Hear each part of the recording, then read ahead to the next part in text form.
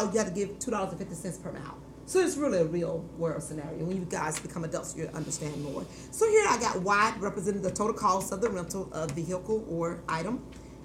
Then I have Y equals $2. I'm writing it using slope intercept form here.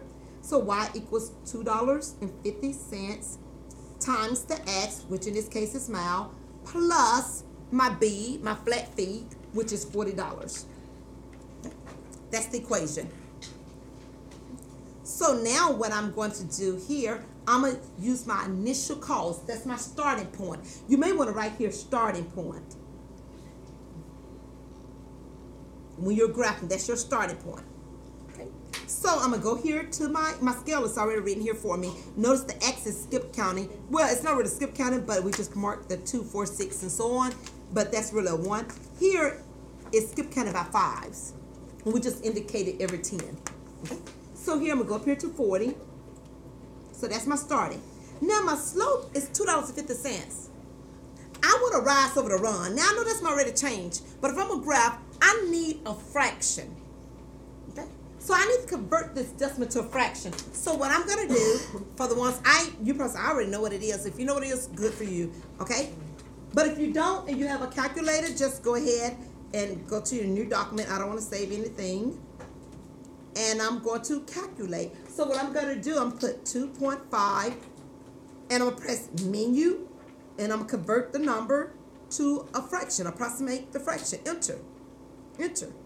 And it tells me. It told me the fraction is 5/2. So that's where you need to get used to this because you can use it. So I know that my rise over run, which is my slope, is 5/2. So that's my rise over my run. Oh, I'm putting here all these marks here. Let me just put an equal sign there. So now I'm at my starting point 40. I'm going to rise 5. Now keep in mind, remember this is 5 and then that's 10. So I'm going to rise 5. So I'm going to go up to 5. I'm going to go over 2. Run, put a point. Go up 5. Run 2. Go up 5. Run 2. All I needed was 2 dots. Okay, or 2 points. And then I just go ahead and I sketch it. I'm going to sketch it instead of using the ruler because you guys, I didn't provide the rulers for you. And now it's increasing. It continues to go. The more miles, the more the cost. The more miles, the more the cost. Will this function here ever cross the x-axis? No. It will never cross it because it started at 40 and it's increasing. And it's not, a real life situation usually be in quadrant 1. It's not going to go down here to the negative. I'm going to go negative miles. That'll be a new one on me. So there we go for that graph. Okay. So going to the next scenario. Here, it says the area of a parking lot is 600 square meters. Okay. That seems like a total. Okay. A car requires 6 square meters of space. Okay, and a bus requires 30 meters of space. Okay, so that is my total. Okay, so I know this right here is my, and I'm going to put C there. That's my total. Okay, and I'm going to put C, and I'm going to say, because I'm going to put total there for myself, annotating. You know, if you had, if this was on paper for you to write on, you have more space. If it was actually a test, per se. Here it says the car is 6 square meters. So let me do this. I'm going to define, I'm going to say let X equals the car, and it's not necessarily the car, it's the measurement of the car, okay? But I'm just doing this because of the space. And let Y equals the bus, how much space the bus takes. Okay. So now when I do that, I can say that A, the car they said was 6. So that's going to be, I should say number of cars. I said that how much the car, let me put number of cars and number of bus. I just realized what I said, number of cars.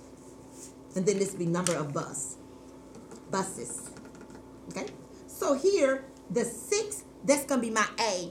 That's my coefficient for X, which is the number of cars. So I'm going to say 6, 6X plus here, that's my A. Then my 30 here, this right here is my B, because that's the size for the bus, or how much space the bus takes. So I'm going to put here 30, Y equals, the total square meters is 600.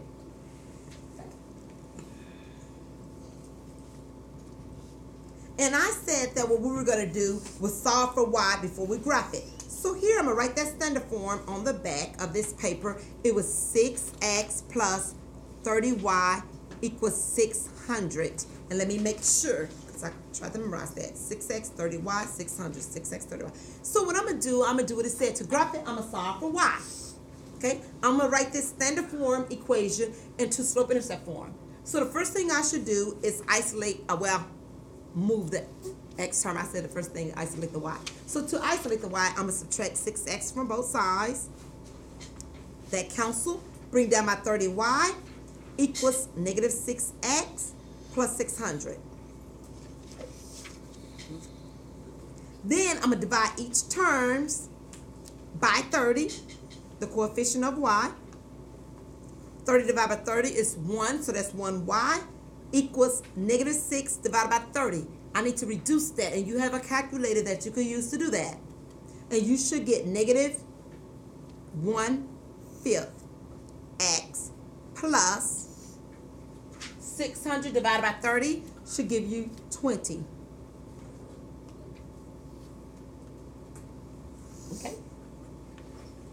So now I know that my slope is negative 1/5, and I know my starting point is 20. Okay. So 0, 20 for my y-intercept, which is my starting point. So this decreasing. Okay. So here we go. Moving back over here, I'm going to put m equals negative 1/5, and then my b equals 20. Okay. And you may want to write yourself a note that it's on the back of your paper. So 20 for the y-intercept, I'm going to go here. My starting point here is at 20. And now, since it's a negative slope, I know from left to right, the line is decreasing. So will it cross the x-axis? Yes. It's going to touch it. It may not cross, it's going to touch it. It will intercept with it, okay?